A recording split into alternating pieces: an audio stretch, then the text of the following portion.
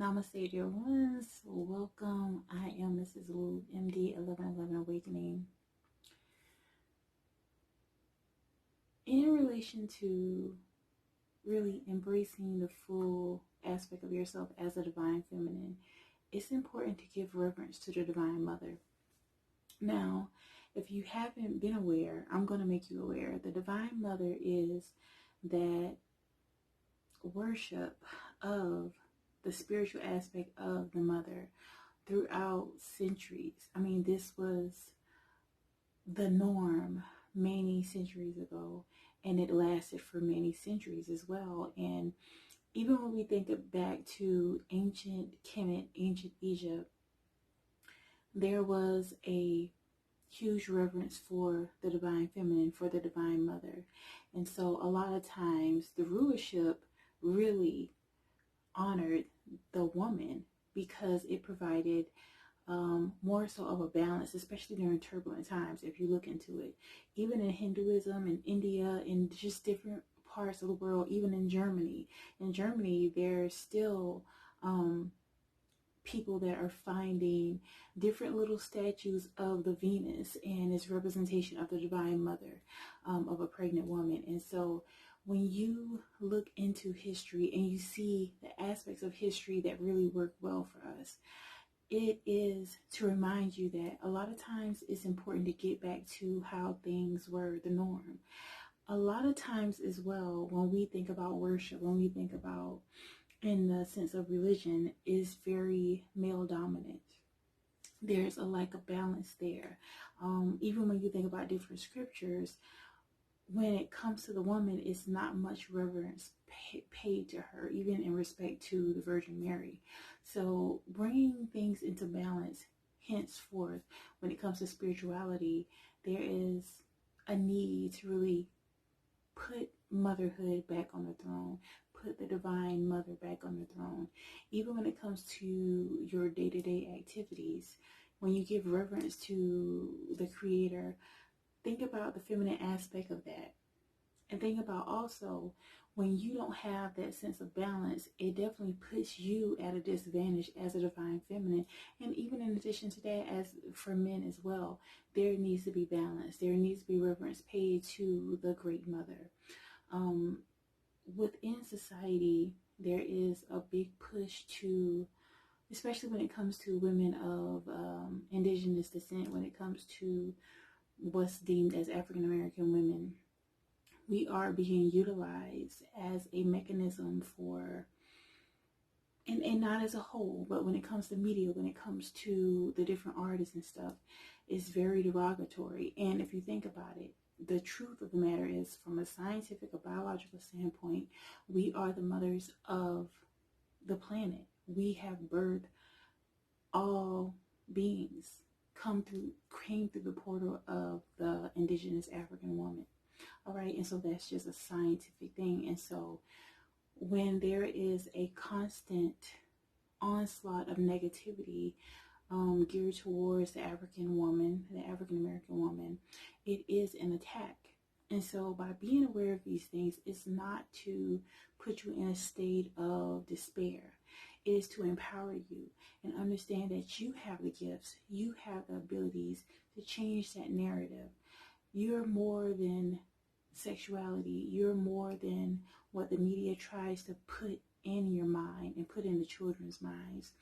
And so by living that example each day, by giving reverence to the Divine Mother within your life, it brings forth a sense of balance within your life. And so even if you've noticed, I have my altar nearby, and within the altar is different matriarchs within my family. And so, not to get into complete detail, but I believe that it's important, with even in your life, that you pay reverence to the women in your life, even if there were relationships that were not ideal, because as you know, a lot of women that are indigenous have been through a lot, and going through things, not everybody can be as resilient as others.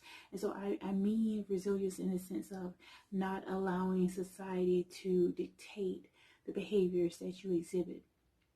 In short, You may have ancestors that, you know, you've known. It could be aunts, it could be mothers even, that you may not have had the best relationship with. It's important to allow yourself to really give reverence to the divine feminine, and to, for whatever reason that you may be holding on to that pain and that hurt, allow yourself to let go of that. Allow yourself to draw closer to the positive aspects that you can remember from those ancestors. Because realize, like I mentioned, about us going through so many different things within society, and in addition, relational issues.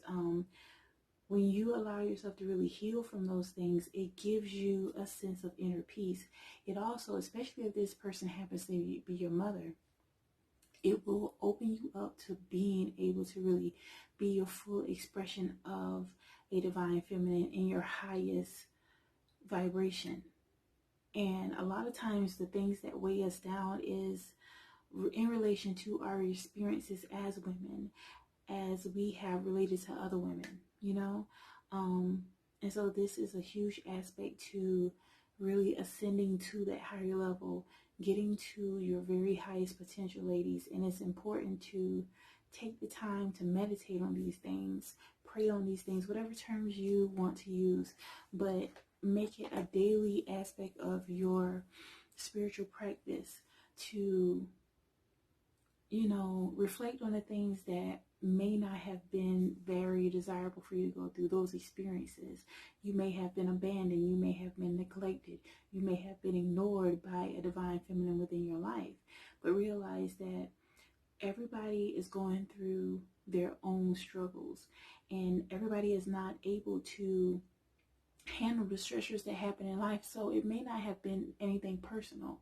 Also realize, divine feminines, that you have the gifts and abilities to transform and transmute energies that are dormant within you. And you'll know these energies are dormant by the things that you're triggered by. So for instance, you may be triggered by, if you see people that may have more so of a adequate relationship with their mother or aunt or even sister for that point. Those triggers are there, and they need to be healed in order for you to ascend and get to a higher level within your life. So when those triggers occur, allow yourself to feel those things.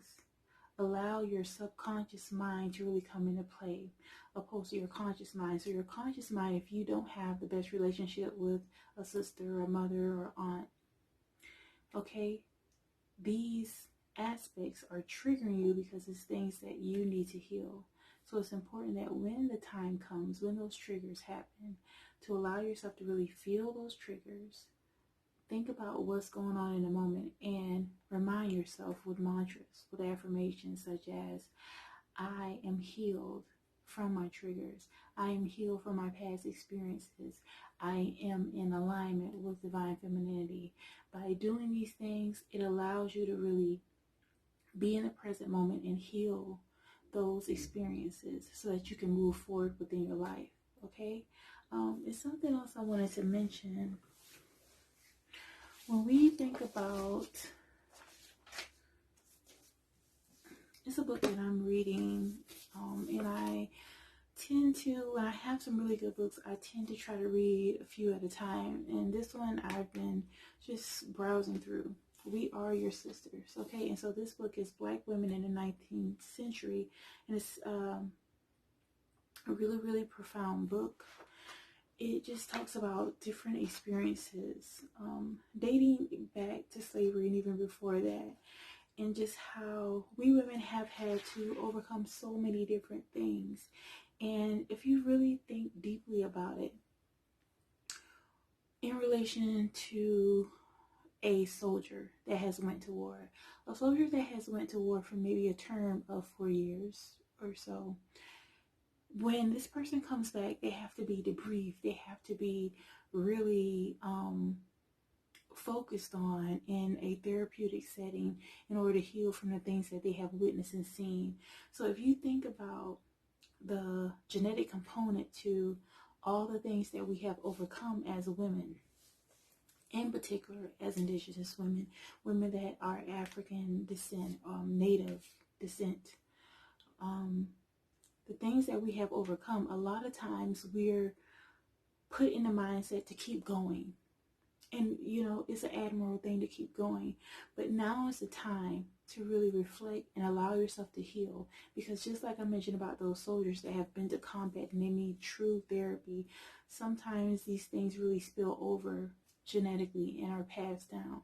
So even some energies that you may feel, inadequacies as a woman, feeling distrust for other women, things of that sort, these are things that may not even have been your experiences. These could be genetic experiences that are passed down. So I just want to read. So like I was mentioning about the experiences that was passed down. So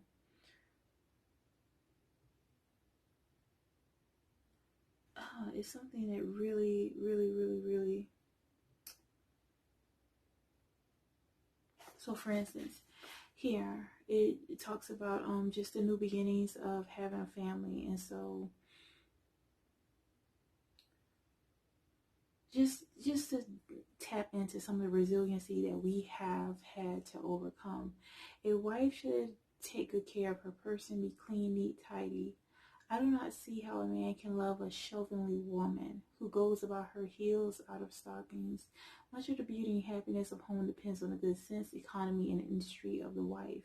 The only furniture inside the hut is a wash tub in which water is carried on the head, often from long distances, and hominy pots, ever stewing in the ashes, boards propped up so as to form a kind of table. Some few dishes on a shelf against the wall or on the table or the floor. Some children eating beans from a small wooden bucket, a bench, and a sort of heap of rags is used as a bed. Okay, so this just is a little snippet of some of the things that we had to deal with, and just accept that it was just an aspect of survival, right? Now we have, and this is a picture of a family, all right, during that time. And so as we have begun to, within this new paradigm, having overcome a lot of different things, it's important to realize that it's okay to want more. This is a huge aspect about the divine feminine. It's okay to want more. It's okay to have aspirations. It's okay to really respect yourself. And although aspects of what we have overcome from a genetic standpoint are things that cause us to be here until today, it's admirable. It is amazing that we were able to survive all of the years of things that we were going through and are still going through in some aspects. However, I want to focus, like I mentioned, about the ancient worship of the woman, the ancient worship of Aset, all right, which is the mother in African spirituality. It is very important because that has been stolen away from us. That truth has been really obliterated. And if you think about an ancient Kemet in different parts of Africa, because there were statues throughout Africa that were erected in our honor as women. A lot of times when other cultures came into the land, in particular Europeans, when they came in, they destroyed a lot of those artifacts out of envy. Okay? Really take the time to realize that the way things work for us, because we had golden years, golden centuries, all right? And so it really was working in alignment because there was reverence for the woman, for the mother. And you will see different depictions of the goddess Aset and different goddesses during that time, different women during that time in ancient Africa, ancient Kemet, that had respect, that had honor, that also was shown with her child Horus and other depictions. And so it's important to realize that we have strength and determination, and throughout this process of really tapping into that higher consciousness, that higher state of being, and really living an actualized life as a goddess in human form, it's important to realize that when you begin to honor and nurture that sacred goddess within, you begin to really flourish. You begin to really flower within this life. And it takes time. And not to say that um, I'm exempt from a lot of things that other women go through. It's not that. It's just that by making a concerted effort to be intentional about the way you choose to live, whatever situation that you are given, for the most part, you have the tools inside. And if you don't necessarily have the tools for, say, pray, really ask the universe, ask the creator to give you insight and give you the ability to have the tools in order to live according to your terms. And so when you do so, like I mentioned about giving homage to the divine goddess, the divine mother, is very important. All right. When you do so, it really gives you more of a prowess about yourself, because so long, a lot of times when we pray, we think about Jesus, we think about Buddha, we think about these male figures, right? So there is sort of a disconnect. And, to each his own. If this is your faith, that is your faith. That's the place you are within your life at this moment. But by giving reverence to divine goddesses, all right, to the divine mother, to the creator of all things, it really sets your path into motion. You'll begin to see more manifestations come into play within your life, because you're getting to a space of true balance and harmony. And in essence, it is reflective on you, because that is an aspect of you. You are a creator. I'm a mother, and having had the experience of birthing children has definitely opened up my mind to the power of womanhood, to be able to carry a child full term, and go through all the changes that your body goes through. It is truly an aspect of just being a creator that I really cherish. Is a divine responsibility, and it's a divine honor to be in a space that I was able to bring forth life. I was able to bring forth life in the sense of carrying these children. And so going through the process of having children, going through the birthing process as well, it just lets you know just how powerful and how strong you are. And so sometimes it's important to really, even if you haven't experienced childbirth, you can be in a sense of, as women, birthing different things when you're in life, because birth also, you can birth, different opportunities within your life. You can birth different outcomes within your life. You realize that as a woman, we are major conduits, and that needs to be respected. And so how you can really press upon making a change within your life, within your reality, is by changing the dynamic of how you deal with life through your own lens. This is how we do it. It starts on an individual basis. And I know sometimes it seems like it's just so much against women. It's a lot of cattiness. It's a lot of, things that, all the isms that are going on in a sense with women. But realize that you have the gifts, the spiritual gifts and abilities to transmute that energy. Shift your reality to what it is that you want to experience, and be empowered by that. I know so often people think that for women, we're just about the physicality. We're just about, being a helpmate for a man, but we're much more than that. And it's not to negate manhood at all, because when you're truly in line and you're balanced, you understand the importance of the masculine aspect. However, having a reverence for the divine mother, for the feminine aspect, is important, because it's something that has been hidden and suppressed for so long. All right. And that comes from being within a society that is foreign to us, because this society is more so patriarchal. When we think about our ancient civilizations, we were balanced.